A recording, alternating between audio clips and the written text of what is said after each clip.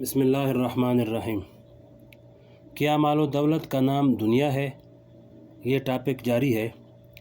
فرمایا کہ دنیا آخرت کے لیے ایک سیڑھی ہے۔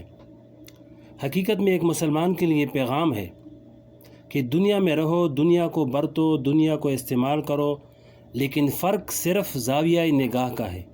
اگر تم دنیا کو اس لیے استعمال کر رہے ہو کہ آخرت کی منزل کے لیے ایک سیڑھی ہے، تو یہ دنیا تمہارے لیے خیر ہے، اور یہ اللہ کا فضل ہے جس پر اللہ کا شکر ادا کرو۔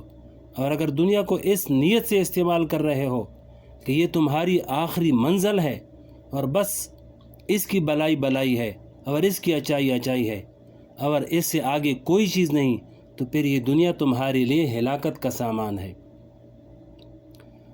یہ دونوں باتیں اپنی جگہ صحیح ہیں کہ یہ دنیا مردار ہے، جبکہ اس کی محبت اور اس کا خیال دل و دماغ پر اس طرح چھا جائے کہ صبح سے لے کر شام تک دنیا کے سوا کوئی خیال نہ آئے۔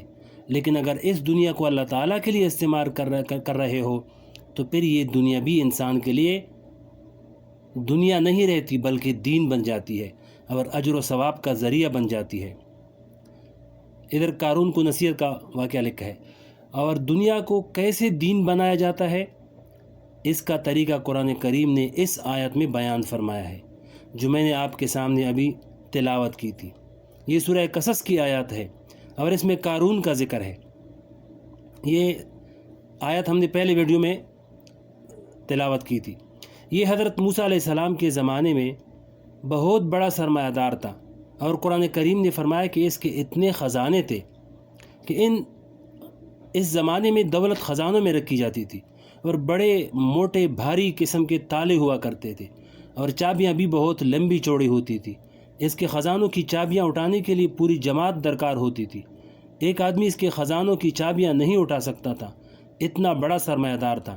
اللہ تعالیٰ کی طرف سے اس کو جو نصیحت اور پیغام دیا گیا تھا وہ اس آیت میں بیان کیا گیا ہے۔ اس نصیحت میں قارون سے یہ نہیں کہا گیا کہ تم اپنے اس سارے خزانوں سے دستبردار ہو جاؤ، چھوڑ دو، یا اپنا مال و دولت آگ میں پھینک دو، بلکہ اس کو یہ نصیحت کی گئی کہ وَابْتَغِ فِيمَا آتَاكَ اللَّهُ الدَّارَ الْآخِرَةَ، کہ اللہ تعالیٰ نے تمہیں جو کچھ مال و دولت، روپیہ پیسہ، عزت، شہرت، مکان، سواریاں، نوکر چاکر، جو کچھ بھی دیا ہے، اس سے اپنے آخرت کے گھر کی بلائی طلب کرو، اس کے آخرت کے گھر کو ٹھیک کرو، اس سے اپنی آخرت بناؤ۔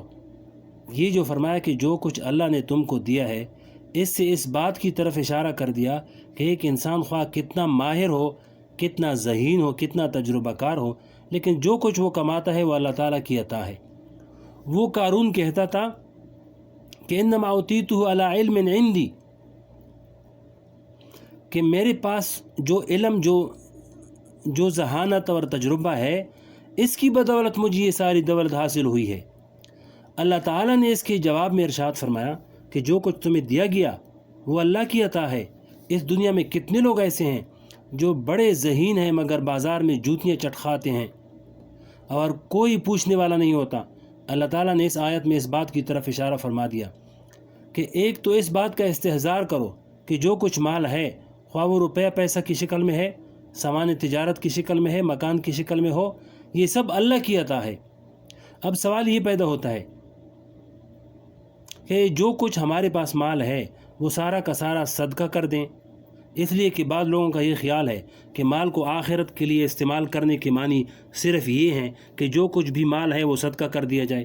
لیکن قرآن کریم نے اگلے جملے میں اس کی تردید کرتے ہوئے فرمایا وَلَا تَنْسَ نَصِيبَكَ مِنَ الدُّنْيَا، دنیا میں جتنا حصہ تمہیں ملنا ہے اور جو تمہارا حق ہے اس کو مت بھولو اور اس سے دستبردار مت ہو جاؤ، بلکہ اس کو اپنے پاس رکھو، لیکن اس مال کے ساتھ یہ معاملہ کرو کہ وَأَحْسِن كَمَا أَحْسَنَ اللَّهُ إِلَيْكَ، جس طرح اللہ تبارک و تعالیٰ نے تمہارے ساتھ احسان کیا کہ تم کو یہ مال عطا فرمایا، اسی طرح تم بھی دوسروں کے ساتھ احسان کرو، دوسروں کے ساتھ حسن سلوک کرو۔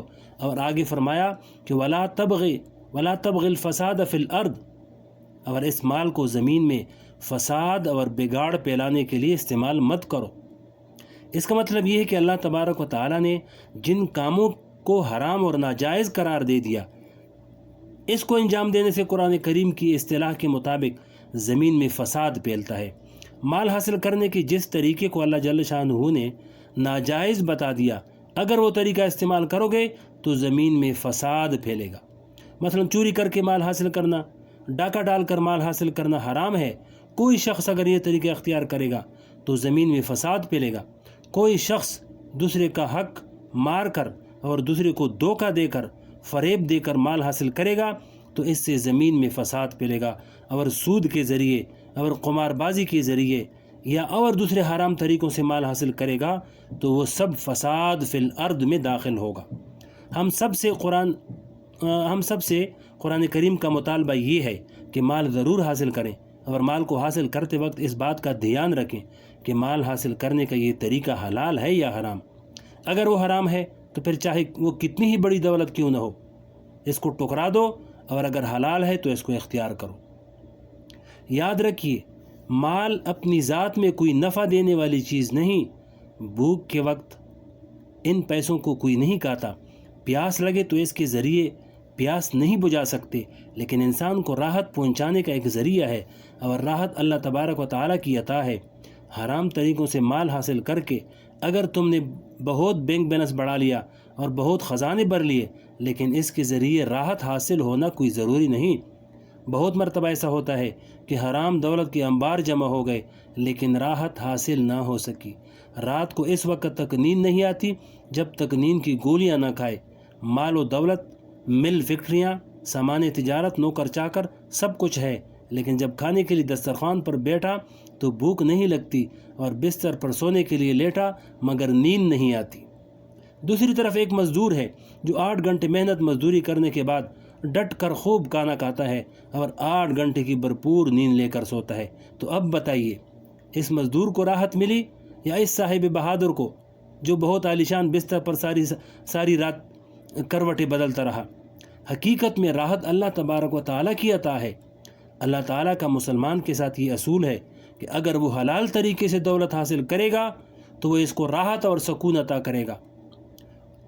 اگر وہ حرام طریقے سے حاصل کرے گا تو وہ شاید دولت کے انبار تو جمع کر لے، لیکن جس چیز کا نام سکون ہے، جس کا نام راحت ہے، اس کو وہ دنیا کے انبار میں بھی حاصل نہیں کر سکے گا۔ تو پیغام صرف اتنا ہے کہ مال کمانے میں حرام طریقوں سے بچو۔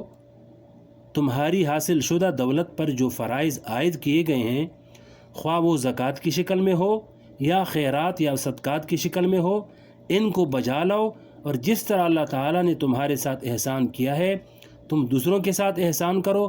اگر انسان یہ اختیار کر لے اور جو نعمت انسان کو ملے اس پر اللہ تعالیٰ کا شکر ادا کرے تو دنیا کی ساری نعمتیں اور دولتیں دین بن جائیں گی، اور وہ سب اجر بن جائیں گی۔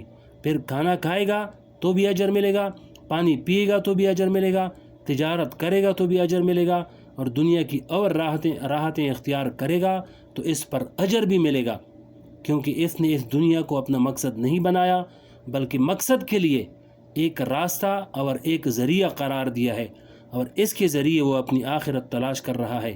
حرام کاموں سے بچتا ہے اور اپنے واجبات کو ادا کرتا ہے تو ساری دنیا دین بن جاتی ہے، اور وہ دنیا اللہ تعالیٰ کا فضل بن جاتی ہے۔ اللہ تعالیٰ ہم سب کو اس بات کی صحیح فہم اور صحیح سمجھ عطا فرمائے، اور اس کے مطابق عمل کرنے کی توفیق عطا فرمائے۔